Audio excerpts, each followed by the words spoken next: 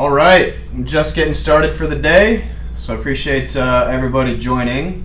Give me one more second here and make sure that all my equipment is working. So just first off, just want to say thank you for taking the time today. And I'm excited to do this with you today, and then obviously I'm doing this for the next 9 weeks. It's been a 12-week series that we've been doing about creating a winning, patient-focused digital strategy. So again, I'm Scott Fielder, CEO of Enlyt Health, and really excited that you've joined me today. Hopefully the content is going to hit close to home, right? So if you're watching this, more than likely you're engaged with a health system, either as a CIO, Chief Marketing Officer, Chief Digital Officer, or someone who supports one of those roles. And right now, you and your organization, more so than ever, are trying to figure out how to digitally transform, how to create an experience for your patients that, one, helps the organization win, creating operational efficiency, cost savings, net new revenue, etc., from all those opportunities. And then on the other side, really delighting patients with an experience that will create them into a patient for life is ultimately what we call it. So again, I'm honored that you've joined me here today, and I'm just going to start jumping right in. Right. So in this conversation that we're going to have, essentially you're going to learn how Enlyt Health will radically upgrade your tech stack, empower you to execute CEO directives, weaponize you to exceed patient expectations, and yes, impress the you-know-what out of your leadership team, your peers, and essentially the industry about how it is that you're addressing digital front door and your patient engagement strategy. So, really all of that so that patients will trust you and your hospital systems as their go-to authority, right? So that also you could dramatically reduce costs of your call center and costly manual operations. Also, so that you emerge as the hero within your organization and with your patients, creating a space, as I said before, for this concept of patients for life. And all of this, again, you're going to learn without having to rip and replace your current architecture, right? We've made many millions of dollars worth of investments in great tools that do great things across the health system, but you don't have to throw those out, right? In fact, we're going to be able to show you how to add more value to them. Also, you're not going to have to roll the dice with your current reputation. One of the things that is huge for me is absolute certainty, right? A trusted process, a trusted methodology, a trusted framework. Like, those are all things that guide every principle for the most part of my life. And again, you shouldn't have that be any different with you as far as how you're approaching this challenge. And then also, you will not have to build anything from scratch, right? Great. It's awesome for us to pound our chest and be like, yeah, we know what we're doing. We're going to go after this. We're going to own this thing from literally the ground up.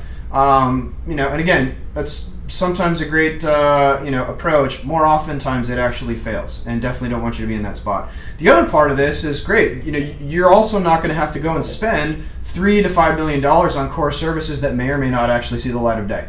And that is a very real risk. It is a very real risk that we see over and over and over and come in essentially to clean up with tools, processes, again, the certainty that you and that your executive team are actually looking for to better engage your patients.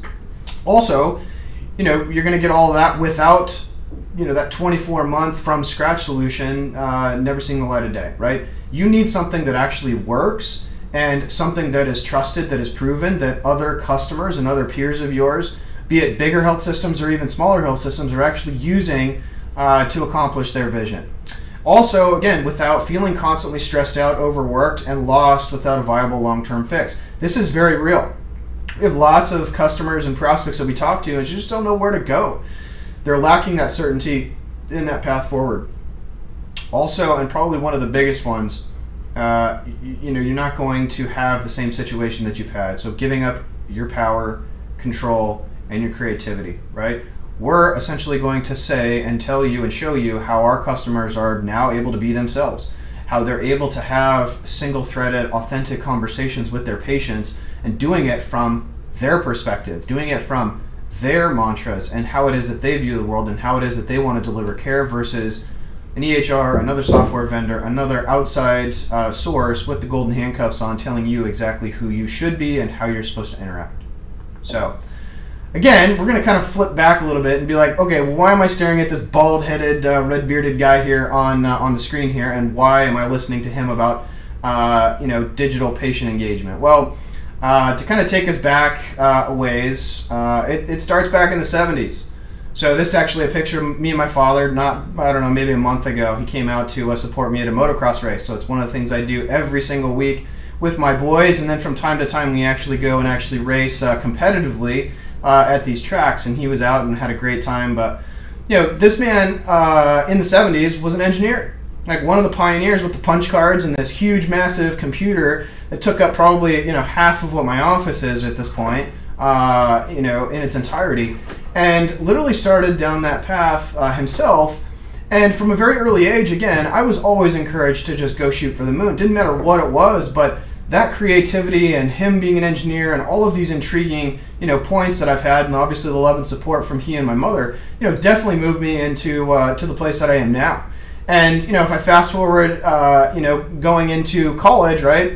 The beer pong, having a great time in college. Again, to support, all of my extracurricular activities, I was working as with a stockbroker in La Jolla, and we were managing portfolios back in the late 90s for some really well-to-do tech executives, right? And back then it was the browsers, and it was, the Qualcomms and the Yahoos and the Lycos and all of that. And I was looking at this going, gosh, wow, these guys are doing really well. Like, that's what I aspire to do as well. So, I had a roommate at the time who was building websites. He showed me a few things. Then it was ultimately diving in and, reading those Java books that, I don't know if you guys all remember, the books were like 8 inches thick. And I remember constantly going on vacation or being around family, and they're like, hey man, like what gives with the book, and, all of that basically led to just a creative outlet. And so, I've been an artist since I was very, very young. And again, with that coupled with, yes, I want to, financially be secure and do very well, it really became my canvas. So at a very early age of 19, I was running my own business. I had switched my major from business to philosophy so I could get out of school, because it was very difficult getting those classes at San Diego State at the time. And so, look, I was running the game then. I was dealing with customers then. I was building software with these two hands. And, what's really cool about this, and kind of tying it back into the family, is that, my first investor was my father and my mother as well. They bought me a server that was like $15,000 from Gateway, and literally the thing had wheels on it. Here's a picture of it. And that thing used to sit in my dorm room, literally being a hosting provider, right? So we call it cloud, we call it software as a service and all this stuff, but we were doing a lot of cool things. I was doing a lot of these cool things back then. And that's really how I got my start. And if I fast forward to how it is that, all things came to be with me building very large scale platforms in the enterprise space, another big, huge point was taking a spot at the New York Times. So I was, responsible for delivering Salesforce across 20 business units, holding companies, if you will, across the United States with the New York Times, and centralizing and using this great tool, Salesforce, which previously I had very little interaction with or knowledge of. And it was absolutely mind-blowing, the things that I could do. Knowing full well how to code, how to engineer, to do all of those things, this just turned a lot of my mental on, upside down. Because simply I could point and click, I could do all kinds of great things. And in this scenario, I was tasked with rolling this tool out, centralizing a lot of the operation, because as an enterprise, what a great tool. I could basically knock down data silos, I could knock down silos of people, I could knock down silos of communication, and essentially across the entire organization there could be transparency, there could be efficiency, there could be just unlimited potential to what there used to be with the old ways of doing things. What I didn't know is that I was the young, green, wet behind the ears young man coming in who was full of fire and energy and super excited about the technology. And I didn't necessarily see that I was actually the guy who was going in and setting up an opportunity for massive layoffs and massive cuts of people who, again, I befriended, people who are probably some of the best designers, sales folks, like people that you just, would call your friends. And it was a very, very difficult time for me, knowing that I had blood on my hands. And, but the one thing that persisted was, again, I love to create. I love to be that artist, and I love building out these types of software solutions to solve challenges and to solve problems. And what I ended up moving to Salesforce and becoming one of their lead architects in 2010, I have had an amazing ride of being in rooms with executives and teams from all different types of companies, and this is just a very small segment of them, But I've been in places and in rooms with people that, again, most would never be in. And in that, being asked to be one of those smart guys in the room, again, I've had a huge amount of influence with these organizations solving the dysfunction of their enterprise. Right? All the great things that I was doing at the New York Times, doing it with Salesforce, advising lots of these customers and their executive teams on how best to create a level playing field with their data, create knockdown silos, and basically building, a singular integrated enterprise. That is what I did. And what I ended up seeing over and over, right, was this whole concept of, man, we are solving for all of this inner dysfunction. Awesome. What it also did at the same time was it created a whole new space of opportunity. And so for these customers, the customers that you saw and many others, right, it was solving that inner dysfunction that started to get them into the mindset of, gosh, okay, well now we have new opportunities and we have greenfield plays where now we can address our customers and our clients and our members and our patients. All of these different types of external use cases now started to come to light. And it was amazing because this transformation started to happen. And a lot of what we're seeing right now in healthcare, which again, my last 4 or 5 years have been very heavily focused in this space, there's still that divide, right? We have focused a lot on EHR, we focused a lot on CRM, we focused a lot on marketing automation, we focused a lot on the web presence, okay? But there's still a huge amount to be desired when it comes to patient digital strategy, the engagement that we're able to have with our patients, and creating that space, right?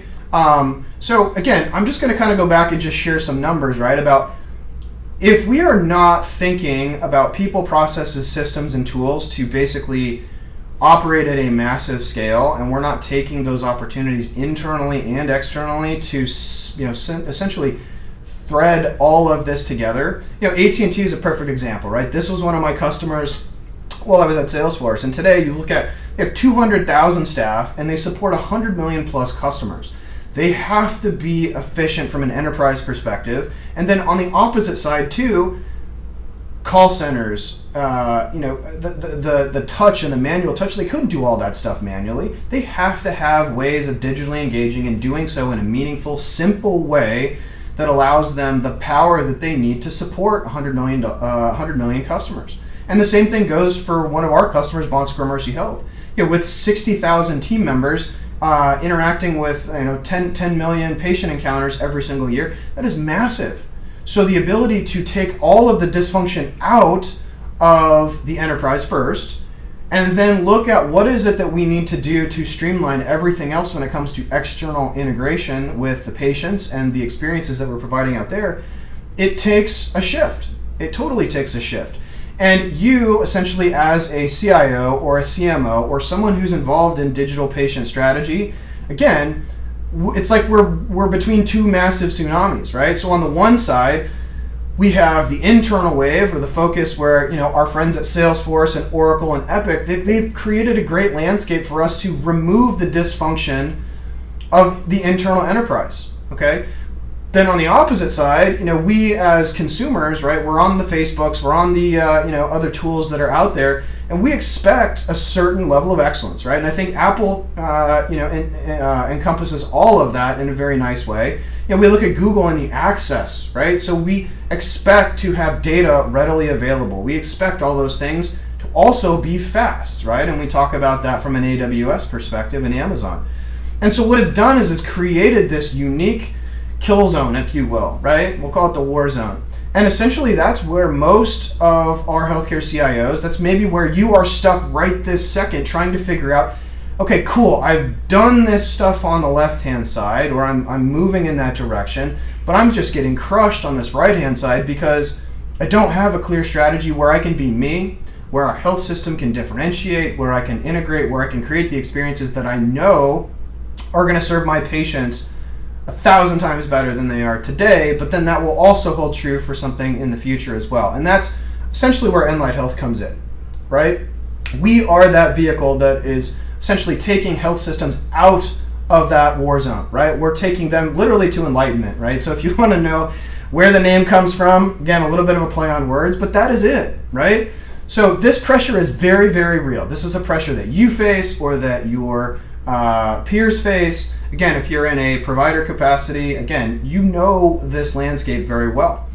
And so ultimately, this pressure has really opened up a really nice pocket for Enlyt Health and for us to serve you, right? To serve health systems in that capacity of managing the landscape between all of the great things our enterprise friends are doing and then all of the great things that our consumer-facing friends are doing as well. And you got to have a great path in between. But it's taken a lot of time, right? This isn't something that we just cooked up yesterday and said, okay, we're going to be healthcare experts. Literally, the past 12 years of my life has been spent working and building towards this platform solution, right? 3 million air miles, right? I know some of you can identify with that, but it's taken a lot of time with customers, working through architectures, working through how all of, again, from the tech, from how we approach, our minds in solving these problems. 31,000 plus hours, right, of working dedicated solving this pain point and this problem for very large health systems. Again, you can quantify this in any number of ways, right? But at the end of the day, this is a vehicle that is not just something that showed up yesterday. We're not repurposing a product to basically be something that we're not, or try to be something that again we're just shifting because great, there's some new buzzwords coming out. It really is a movement, right, that we are creating. And all of that movement essentially has cascaded from all of the experience that I've had, that my teams have had across, my experience at the New York Times and Salesforce and, Trifin Labs, which is a sister company of Enlyt. But, all of that coming back to the fact that those experiences and how it is that we've worked with real customers with real time, solving real challenges and pain. And obviously I'll talk about some of those customers down, later in the conversation here. But it comes with a huge history, right? Like more than 193 customer engagements, right? Literally hands-on, making sure that these things get implemented properly. Again, I've invested a lot of money, and I personally believe in this because this movement is, yes, it is a technology platform, but it's also much bigger than that. It's a movement to change how it is holistically that we're able to, one, provide benefit for the health system, right? I mean, clearly we've got to be healthy, but also our patients need to be healthy, and how it is that we actually interact with them and give them the tools, the access, and again, the speed that I talked about before is really, really critical. And again, we're growing. So again, it's proven. We've got 5 health care systems on the platform. Again, we're approved on the App Orchard. So lots of really great things to move continually in this space. And again, that vehicle just at the center of all that we're doing here is Enlyt. It's also going to be a methodology that I'll talk about here in a few minutes about how not only do we need to solve it with tech, but we also need to solve it with a different way of thinking about approaching the problem holistically. So, at the beginning, we talked just overall, like, what are some of the things that we're going to talk about here? And the first one I want to talk about, in the context of some of our customers, how will Enlyt Health radically upgrade your tech stack? Okay, so the first thing that we need to do, and that we'll go over, is what we call the Patients for Life methodology. All right, so it's got 4 phases and 4 principles. So if we start off with the 4 phases, right, normally when we work with customers, we come in to understand exactly what it is they're doing, right? What is your current patient engagement strategy from a digital perspective? Like, are you using your EHR portals? Are you using the EHR apps? And then ultimately, what is the vision, right? Not every single health system has exactly the same vision. They don't serve the same population of patients. So naturally, they're going to be a little bit different. We basically sit down and we'll understand with you exactly what that is and where ultimately you want to head. And then ultimately what we're doing together is, again, granting access, right? So you'll give us access to your environments. We'll give you access to all of our tool sets as well. And once we do that, essentially it comes in the customization side of things, right? So you being able to brand for your health system, you being able to extend and customize, you being able to bring in external data sources, you being able to control essentially what the entire experience looks like. Like, all of those things need to be accounted for. It's great, again, and I'll talk to this in a second, right? But we're providing you with a huge amount of tools and technology, literally day one, to get you up and out of, out into the app stores and live on the web. Okay, but beyond that, right? Go live. So this process basically repeats itself, right? No longer are you going to be in those golden handcuffs where it's like, hey, I can't change this, I can't integrate that. It's like, literally, this is you taking the gloves off and saying, okay, now I am in control, now my health system is in control, and we're going to deliver what our patients are asking for, because we owe that to them, right? On the opposite side here, we've got these principles. So our entire mantra is really just a singular integrated platform. And I say that because right now you have EHR, you have CRM, you have marketing automation, you have your content, you may have wayfinding, you've got physician finders, you got all kinds of different tools, right? And essentially what we're going to do is we're going to help you consolidate the entire experience in a very simple and easy way, right? Where, again, it's less clumsy, one, for you to manage and for you to maintain, and then two, also for patients, because the experience should be that simple. I don't need to go 5 different places to find one thing, right? And as I was saying before, the 80-20 rule, like, we're going to give you 80% of your entire digital front door strategy day one. And literally within a couple hours deploying that to the app stores and all your testing pipelines and all of those things, right? But then that extra 20%, which you have never had other than maybe changing some hex colors, maybe changing a background or a logo inside of your current portal, like, you haven't had the full creative license to do what you know you need to do and what your patients are asking you to do. The other part of the equation, right, is that when we set out to build the platform, it should be a deliverable that can be done in less than 120 days. Like, no joke. Like, with basically replicating a good portion of the functionality that you currently have in your EHR portal or in the mobile app that you're given. Again, all of those things should be parity, and you should be able to provide an experience that is at least that, if not better, which we're actually seeing in a lot of cases for our customers implementing, in under 120 days, right? So that whole concept that I said before, you're not going to spend 24 months, you're not going to spend it, hammering away on something that'll never see the light of day. Again, that's just a huge risk point that we wanted to eliminate.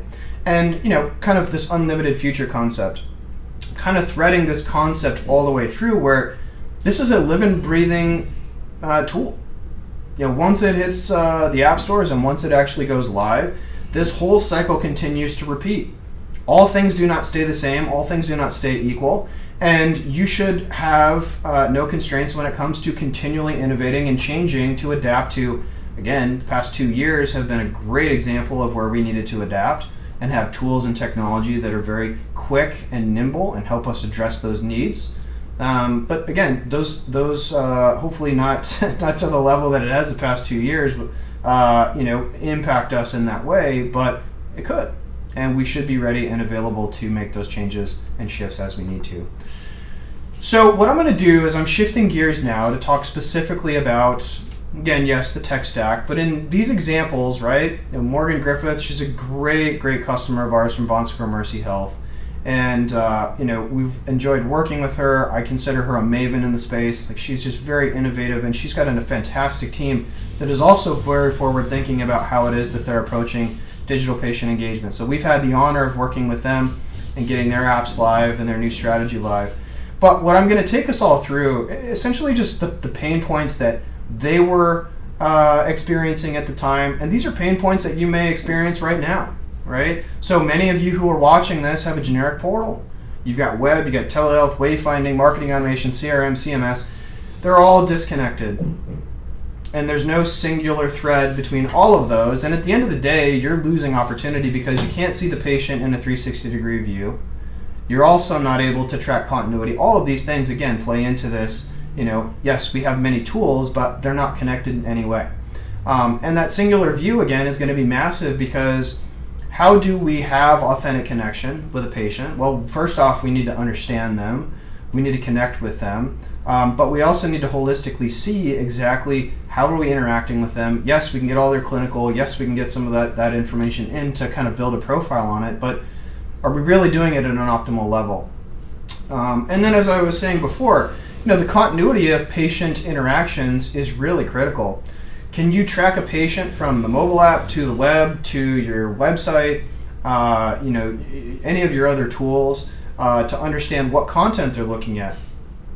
Did they abandon, essentially, we'll call it abandoned cart when they're actually going to book for a specialty appointment? Like, a lot of you can't. you just don't have the tools, you don't have the access, and you clearly don't have the integration capabilities to do all of that. And that's a huge missed opportunity, right? The other part of this is, right now your generic vanilla one-size-fits-all patient conversation just doesn't cut it. Like, most of us, we like to be treated as individuals. Clearly, from a healthcare perspective, we are all individuals. Yes, we may share some traits and characteristics and possibly care plans and other things. But at the end of the day, like, I want to know that I feel like I'm valued as an individual. And again, through all this tech, we can do that. But the other part of this is that if you're sitting here watching this and you're actually having some of these challenges right now, like, you're clearly stressed. Like, what direction do I go? What vendor do I choose? Like, how am I supposed to measure success, right, at the end of the day, and not just recreate essentially what I have today? The other part of it, too, as a busy executive that you are, right, you're busy, right? The ability to turn off the phone and responsibility of teams on the weekends and trying to spend time with your family, again, like Morgan is, like, having something that is trusted, that's reliable, that is basically creating a level of certainty, right? And all of this pain essentially is what continues in your life, right? And for a lot of health systems across the U.S. The other part of it that gets really personal too is the pressure of job security. Many of you, again, are right in between those two tsunamis.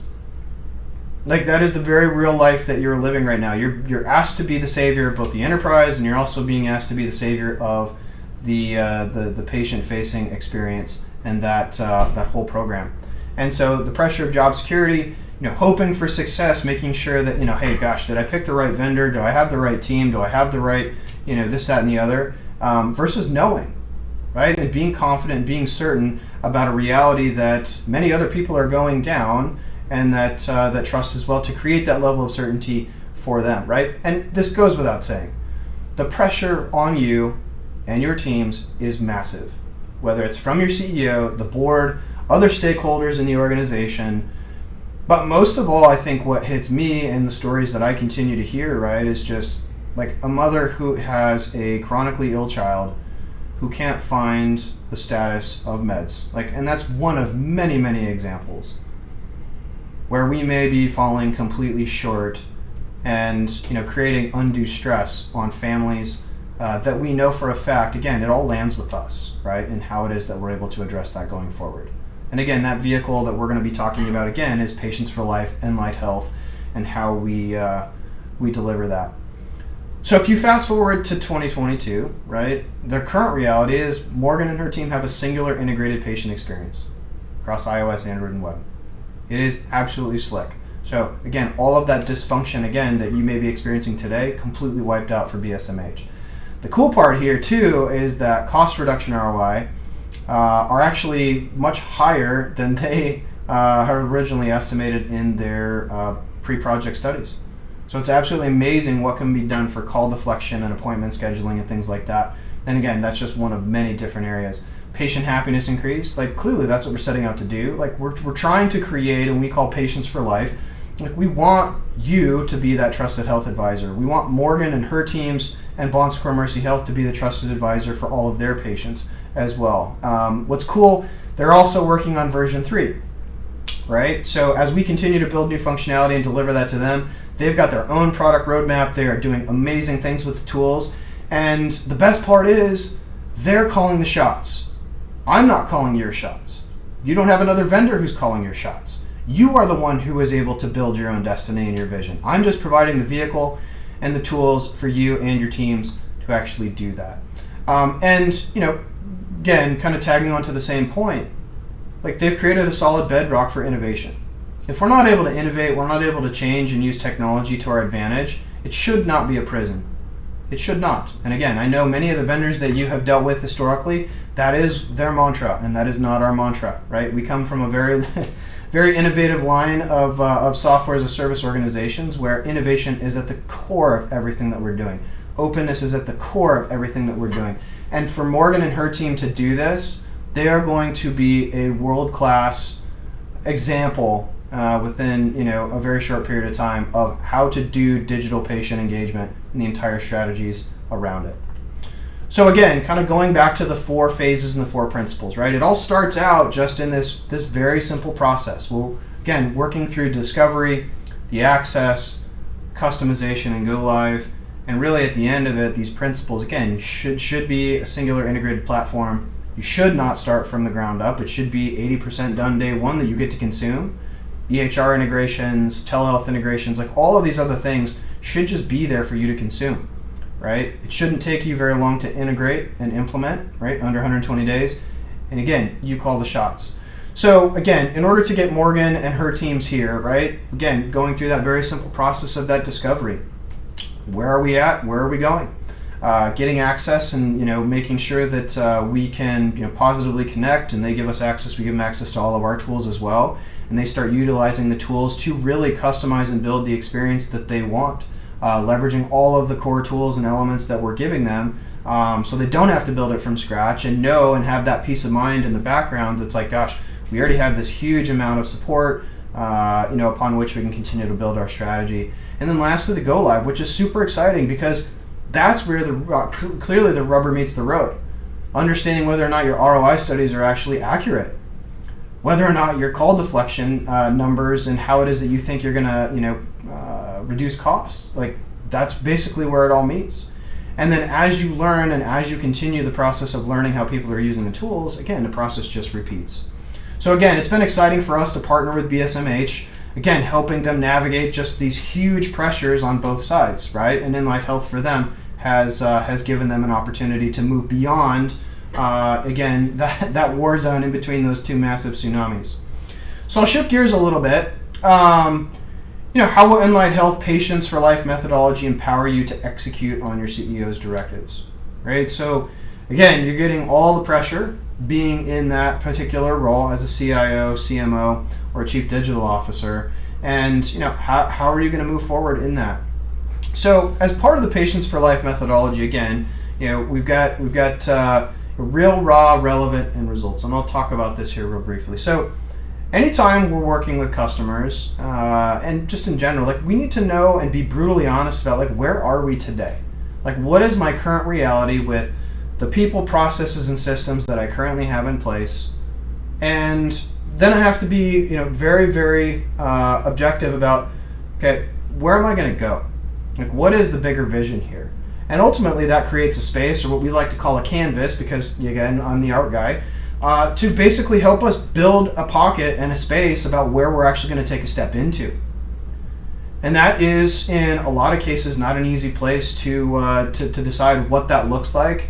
And again, we'll help you go through that process, but it starts with getting absolutely raw, so that we can move into that space. The next part is just relevancy. Like, creating art in that space, right? Now that we have a canvas, is really an awesome, powerful place to be, because most of us on this call, we haven't had the full latitude to go and build the experiences that we want with our patients, and know at the end of it that we've got, really a safety net of a platform and a tool set that is trusted and, again, creates certainty, in order to create these experiences that make sense for our patients, not for the person down the street or not for the health system across the US, like for you, right? And then ultimately, like I was saying before, looking at what are the KPIs and the ROI metrics, how are we going to harvest that fruit? So like, all of these things cascade on top of each other, but unless we're starting out at the beginning, really truly understanding where we are and ultimately having a vision that surrounds the patient in a whole new way, not like, hey, we're just checking a box because we've got a portal and we've got an app and it's from our EHR provider, like, great. Like, again, we check the box and we're done with that. I beg to differ. I would ask you to consider, are you really thinking about the strategy? Are you really thinking about who that ultimate asset is for you and for your health system? So, Chris Ackroyd and his team at Children's, we've been working with them for a good year or so. And, if we talk about pain that you may be having right now and kind of talking to how is it that we get real and raw, a lot of our colleagues and a lot of potential customers too, they're living in a delusional fantasy that the strategy in place today is enough. Like, we know that patients are going to complain regardless, but like, is it really enough that we're giving them the tools that they have today? that we're not necessarily investing what we know we could and what we should into those relationships, into that connection, and into them, so that we again become that trusted advisor. A lot of time the pain here too is failing to acknowledge anything new beyond the current patient engagement solutions. The tools in place, again, have been in place for 20 years. Is that sufficient? I would argue that, again, if that's the way you think, you might consider something different and looking outside. There's a lot of that pressure, again, and that pressure ultimately is going to dictate what you do. But these are some of the challenges that our customers have been facing, right? Getting through the mental blockages of saying, okay, well, yeah, we have all these tools. Like, why would I need to invest in something else? Why would I need to further invest into my patients? It actually works and it does it just fine. Again, there's opportunity costs and opportunities that are being left off the table. And really, at the end of the day, too, innovation is what is going to ultimately differentiate you. And if you're unable to innovate and produce art, who knows where your health system is, right? Who knows what your NPS looks like in another year or two, because you have not made that step. And patients realize the fact that they'll feel it whether you're investing in them or not. They'll see how you want to interact with them. They'll see whether it's, again, clearly the digital is what we're talking about, but how you're interacting with them. They'll know whether or not you are investing in them. And they can feel that digitally just like they can as they walk through the doors of your facility. And then also, too, the current reality of lacking results aligned to complete denial of the current reality, which is, again, we are being prompted and moved to shift. The tools that we had a few years ago may suffice. The tools that we need for the next 2 to 5 years, again, you don't have them. And what today is offering us is not what is going to be sufficient for the future and the ability for us to innovate in the future. And again, that is a point at which, again, Chris and his team and many other customers that we work with have said, gosh, okay, there is a better way, we know this. And again, because Enlyt Health is trusted, because it creates that certainty and it gives us, again, not just the software tools, but a different frame mentally about how to solve these problems, and essentially a box to put this in so that we know for a fact that when we start down this path, it's going to be consistent, repeatable, and certain. And so if you look at today, I think Chris is an awesome human. I love spending time with him. I'm going to be at Vive in another week or so, and just really looking forward to being with Chris and his team. But when you go down this path, right, you're taking a step, and that step ultimately will lead you to becoming an industry maven and a leader, an example for peers in the space. You're doing something and you're about to embark on something that many others have not. And what's cool about this is that when you do get these experiences out and other folks who have been sitting there looking at you, making those decisions and actually investing in their patients, again, it's a wow factor. And it's pretty awesome for Chris and he and his team where they're at. The other part of this, again, from a personal standpoint, and you know this, the incentive to get something out and to be successful, again, there's tangible financial benefit for salaries, bonuses, definitely promotions. So again, and again, some of this applies to Chris and some of it doesn't, right? But the point is that all of us are, incentivized to do well. And if we are working with a mindset and we have, a patient-focused or patients for life mindset, then ultimately all of these things will start falling into place. The other part of this is, becoming highly respected internally by executive teams, stakeholders, and those in peer and supporting roles. That savior that I talked about, and being in between those two waves, that is a nasty spot to be. Not many people will sign up willingly to be in the spot that you're in.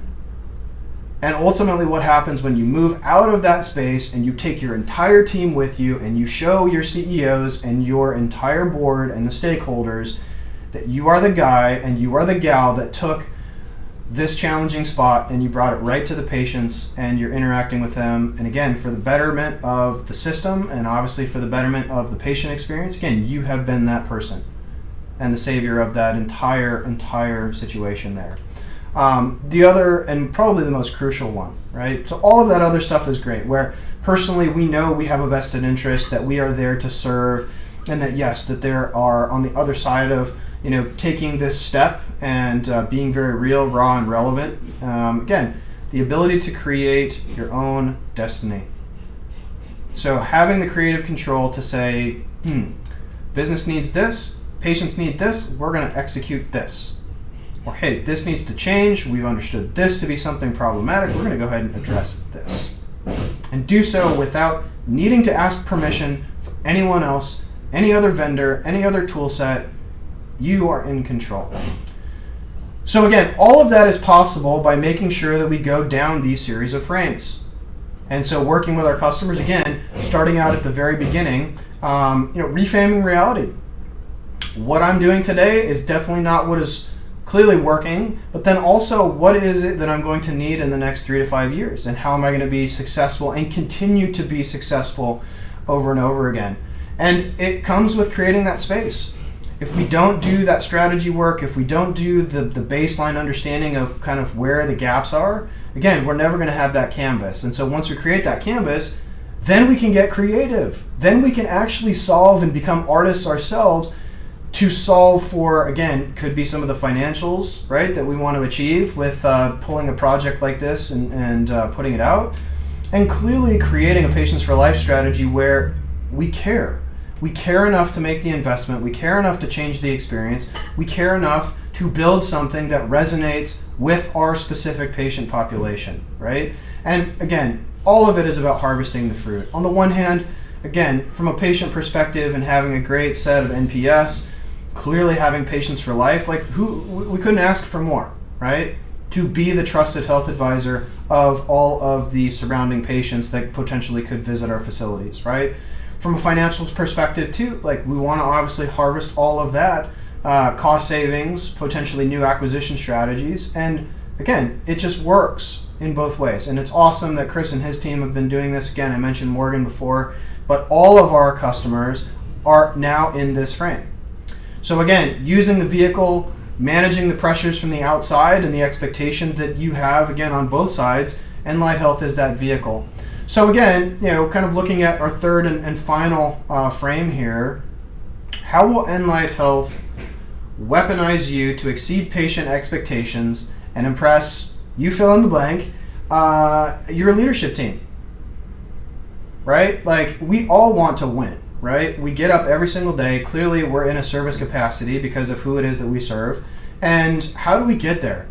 So I've been talking about trusted health advisor. Clearly, this is a term that all of us probably know, but maybe some of the terms and how it is that I'm articulating this may be different, right? So, for those of you with maybe financial backgrounds, understanding that, a patient is our most valuable asset, right? At the core of all of this, that should be the truth.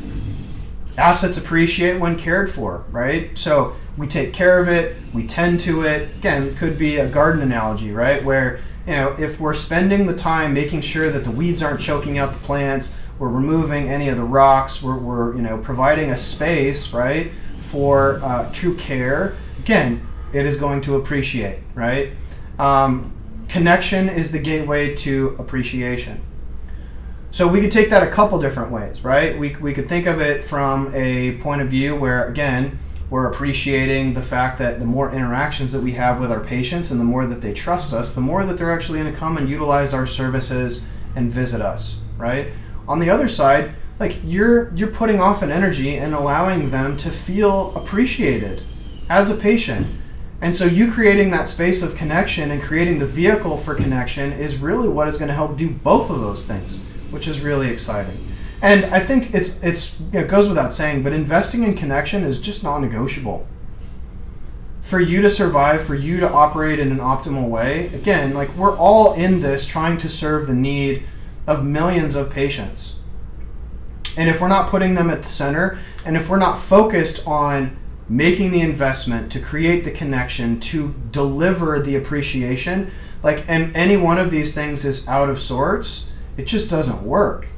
And that's where, again, like I was saying a couple minutes ago, that patients do understand whether or not you're investing in them. They understand whether or not you are connecting with them, and clearly that relationship will either appreciate, maybe for you from a financial perspective, but also inside of their heart saying, hey, I know that these folks are going to take care of me.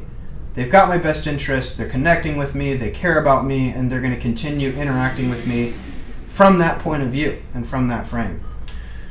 So now I'm going to talk about Ben Patel and his team at Cone Health. Ben is phenomenal gentleman. Really love working with Ben. And I'm excited to tell you this story about Ben and his team. Again, this past pain we'll go through. Again, this probably identifies with where you're at, right? And Ben, again, he and his team can identify with a lot of these as well. But negative feedback is just a normal thing, right? But how much of it, right, are you getting based on what it is that you're currently doing? The other part of this from a system standpoint, right, complete failure to grant targeted data access. There are lots of use cases and things that should just be accessible, right? Lots of health systems, probably you included, like have pieces of tools and technology that need to be opened up to facilitate these new ways of interaction. Tech constraints that traumatize patient connection. I mentioned one earlier on where we've got chronically ill child, parent trying to locate information and get contact information. Again, all of these things are very real. And so, again, taking a step helps to mitigate all of those things. Lack of investment and connection has led to a lack of appreciation of patients. Again, they feel it, and you know it, right? Because you can hear all of the response and the feedback, and literally, again, it lands at your feet. That expectation of that big consumer wave, that is exactly what you are feeling in that moment. And so to talk a little bit about, how Enlyt Health has taken Ben and his team out of the war zone, right, between those two huge tsunamis. Again, they now have a unified relationship where they are the trusted advisor of the patients. And what's really cool about Ben and his team is that the leadership team at Cone has created a new drawbridge facility. And what's really cool about this is, to me, I feel, and again, we deal with a lot of health systems, and so we understand kind of the mantras of how they think, kind of where they're investing their dollars.